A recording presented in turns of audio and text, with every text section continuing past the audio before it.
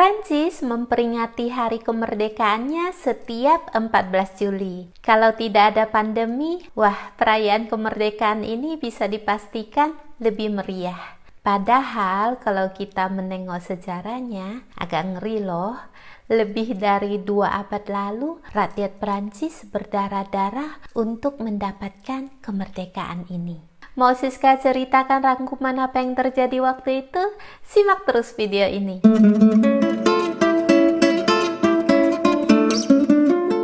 Prancis waktu itu kerajaan yang megah dan disegani. Tapi sepeninggalan Raja Louis XIV atau Louis XIV, kekuasaan absolut mulai kehilangan kontrol. Hidup rakyat semakin terbebani. Baik karena perekonomian yang terpuruk, sistem pajak yang tidak adil, atau ketidakpuasan terhadap kelakuan para bangsawan, terutama Permaisuri Marie Antoinette yang dianggap mata-mata Austria dan suka berfoya-foya.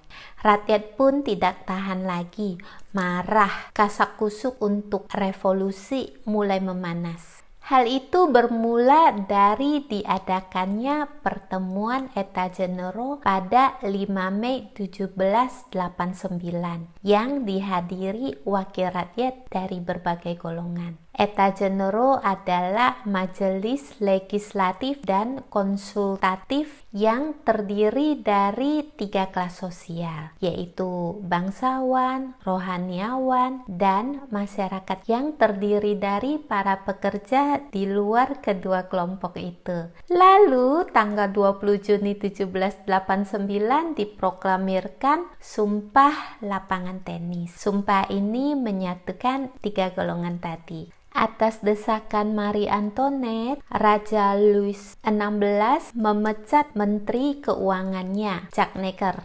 Warga Paris menganggap tindakan ini untuk menggertak Majelis Nasional yang baru terbentuk dan sudah berganti nama menjadi Majelis Konstituante Nasional pada tanggal 9 Juli 1789. Keadaan menjadi semakin memanas. Setelah peristiwa pemecatan Menteri Keuangan Jacques Necker, keesokan harinya mereka benar-benar memulai pemberontakan. Kerusuhan terjadi tanggal 12 sampai 13 Juli, berbagai penjarahan mewarnainya. Lalu pada tanggal 14 Juli atau hari bersejarah itu, 14 Juillet, gerakan rakyat mulai mengincar senjata dan amunisi dengan menyerang benteng sekaligus penjara Bastille yang dianggap sebagai simbol kekuasaan monarki. Mereka merangsek sambil berteriak-teriak, "Liberté, égalité, fraternité." Ini akhirnya menjadi simbol negara Prancis sekaligus menjadi makna dari bendera biru, putih, dan merah. Serangan warga ke Bastille membuat Raja Louis kalang kabut. Ia akhirnya mundur untuk sementara waktu. Dan ketika beliau mengunjungi Paris 3 hari kemudian, Louis XVI mendapat pita 3 warna, yaitu warna bendera tadi ya, biru, putih, merah, diiringi teriakan "Vive la Nation, Vive le Roi" sebagai ungkapan kegembiraan rakyat.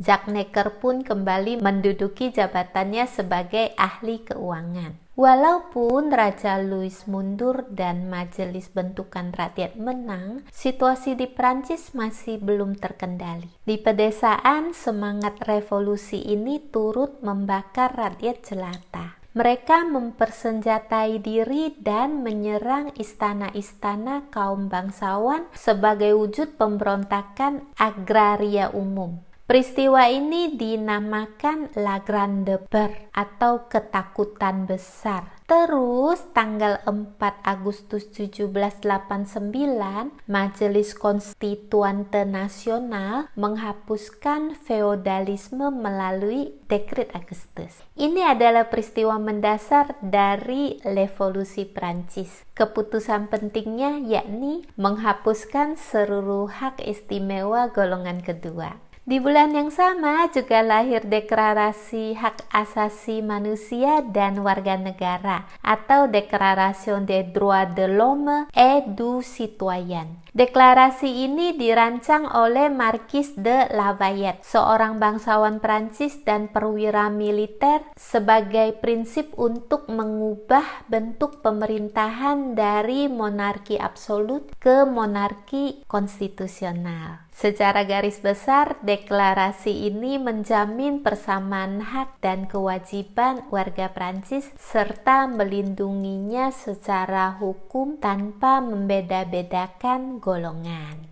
Kehidupan masyarakat Prancis pun mulai bergerak ke arah positif. Meski begitu, badai krisis belum berlalu. Tanggal 5 Oktober 1789, sekelompok wanita berbaris menuju Hotel de Ville atau Balai Kota. Mereka menuntut pejabat kota lebih serius mengatasi permasalahan ekonomi, terutama terkait krisis pangan. Mereka juga menuntut kerajaan untuk tidak memblokir Majelis Nasional dan menyerukan raja dan keluarganya agar pindah ke Paris. Karena tuntutan itu diabaikan, dicuekin, ribuan wanita tadi akhirnya ikut bergerak menuju Istana Versailles. Mereka membawa meriam dan senjata ringan.